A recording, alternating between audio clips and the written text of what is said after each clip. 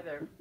This is Cameron from Read Copyright, uh, which is my challenge to try and read 75 books um, in sequential publication years starting with 1900, 1900, 1901, so on and so forth. This is my first book that I completed this year a couple days ago, which, as per pattern, was published in the year 1900. And this book was titled Love and Mr. Lewisham by H.G. Wells. Now this is my first H.G. Wells, and I will admit, coming into this experience, this reading experience, I expected naturally that it was going to have something to do with science fiction, maybe even be a science fiction based novel, although the title might have hinted otherwise. So, as it turns out, it was a love story. Young love. The fellow is in his early 20s. He's a very smart, sort of erudite student, but he's prone to the hormonal urges that seem to affect most kids around that age. And so, anyway, the story sort of follows him and his juggling, his personal life, or his hormonally affected love life, and his academic aspirations. So,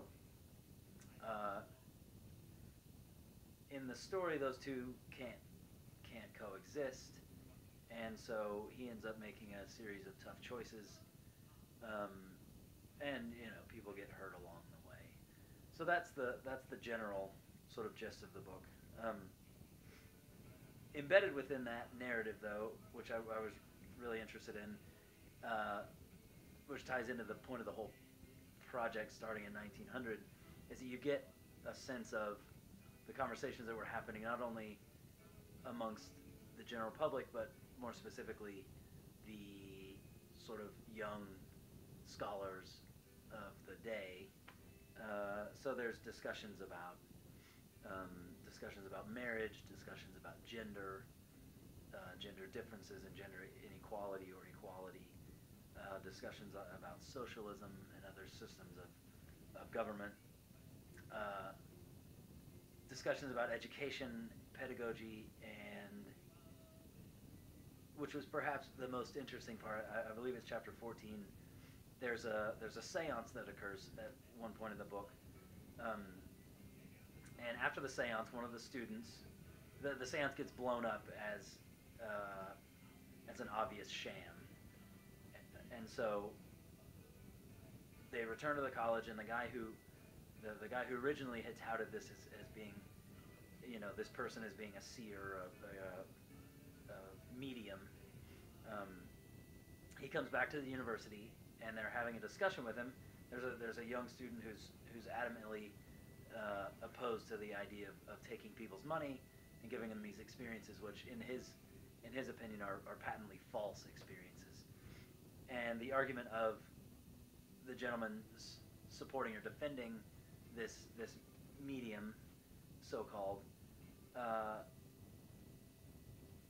the manner in which he argues it, that he basically throws the same argument back at this young man who has put all of his faith in members of academia.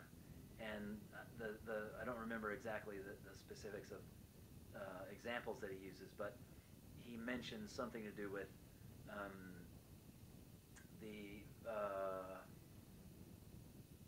the retainability of matter, or the inability to destroy matter, and things things in chemistry and the movement of planets and things, and that when it really comes down to it, the majority of us, we don't have a constructivist understanding of those topics, which is to say that at some level we have faith in something that's not experiential, which in those cases would be maybe a scientific method, a scientific discovery based in mathematics,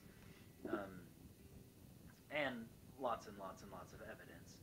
So anyway, I found that to be really quite interesting, that discussion of sort of epistemology and as it relates to education and pedagogy. So I enjoyed it. I enjoyed it. I thought there were some interesting characters. The language is not what I'm used to. I've been reading a lot of stuff from the '60s on, but I'm again, that's the reason I'm doing this sort of challenging myself. I guess I'd be interested to read more of Wells' books, although I don't know that I want to repeat a lot of authors in this challenge, just because I'd like to learn about as many different authors as possible. So I'm glad to have one of his under my belt. I imagine this one, just from what I surmise of what I've heard of him, I imagine this one's somewhat of an anomaly. But there were hints where you sort of said, "Oh, okay, I see how this could have been H.G. Wells." So anyway, I enjoyed it. One down.